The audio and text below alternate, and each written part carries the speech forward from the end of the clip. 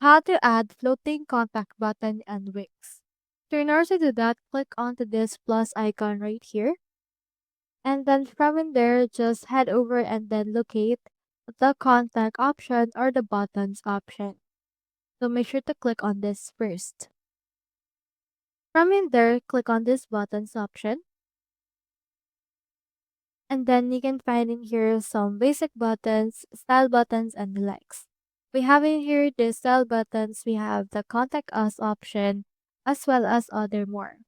So for this case, let me head over and then add in here this part option or this send option. You can just drag it wherever you want to put it. I'll put it right around here.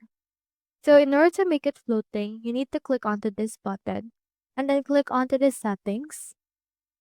And then from in there, you can see this icon type as well as what it will display.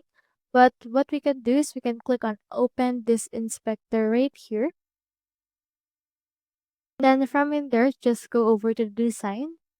And then you can choose its responsive behavior as well as its state. So you can make it hover or the likes. We have in here the position type. As of right now, it's default. For this one, let's make it pinned. So whenever you scroll down, it will still appear on other parts of the page. So that's how you add a floating contact button on Wix. Hope we help.